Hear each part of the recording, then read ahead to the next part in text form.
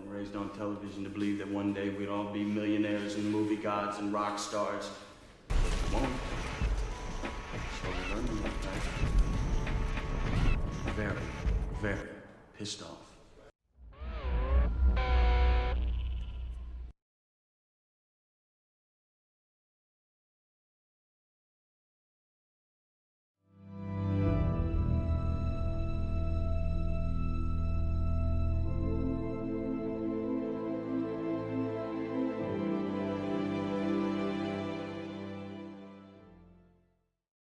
I.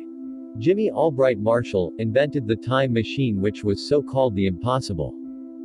I started my 2-decade-long work on the basis of the research on general relativity by late Mrs. Barbara Wax Marshall, a theoretical physicist. As my invention involved the study of her work, her family was stated to have a small percentage of the patent right. However, they wouldn't be allowed to sell the patent rights without my approval.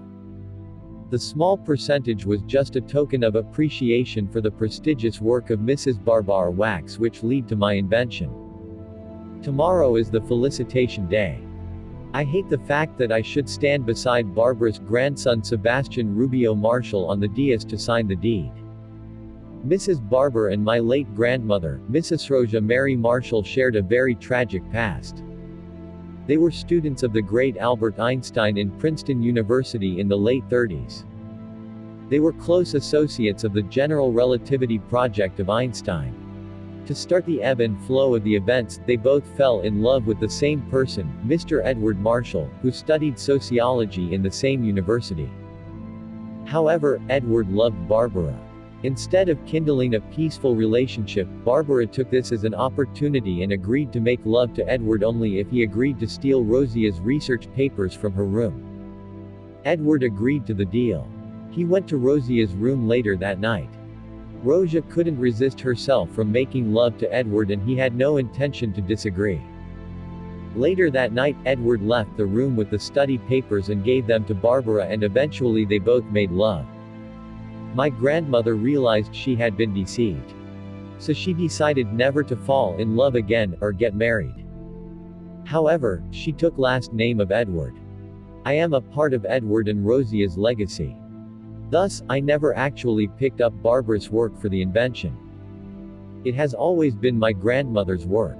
Now, I have no intention to give an ounce of the prestigious invention to Barbara's legacy.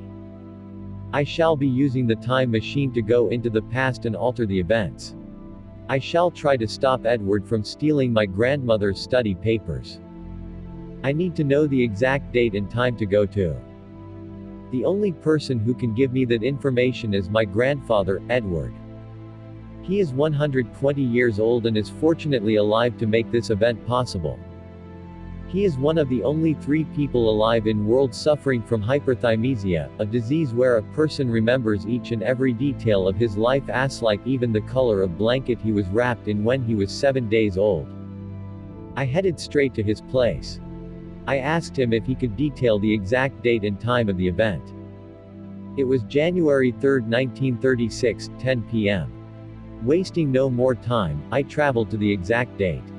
I replaced my grandmother, Rosia's paperwork with the forged notes.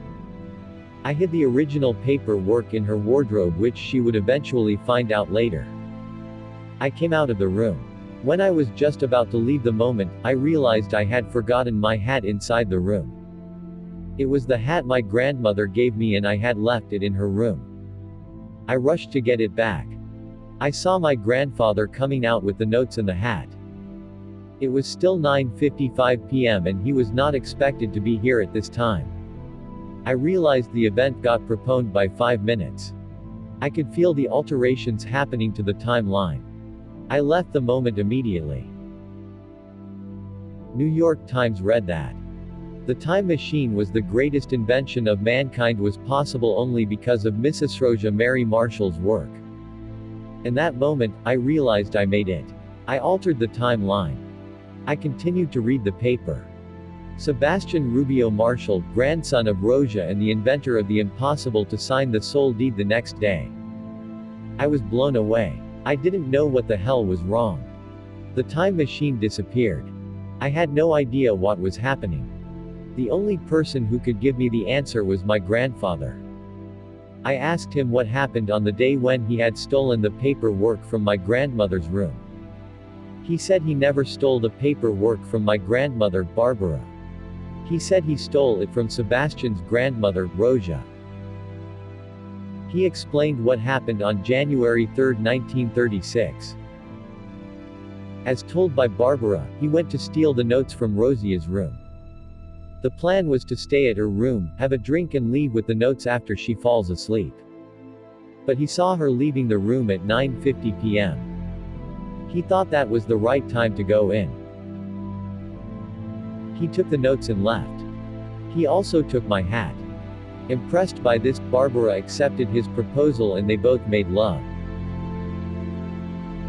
Later, when Barbara realized the papers to be counterfeit, she blamed him to have paired up with Rosia and dumped him. Another day, Rosia saw him with the hat and asked him where he had found it. He told her that Barbara sent him to steal the notes from her and instead, he just took the hat and gave the counterfeit notes to Barbara. Impressed by this, Rosia proposed her love and they both were married eventually. I was the one who left Rosia's room at 9:50 p.m. The sequence of my grandfather making love to both Rosia and Barbara had altered the entire legacy. To save an ounce of the damned patent right, I lost my grandmother and the time machine. However, I could find my hat.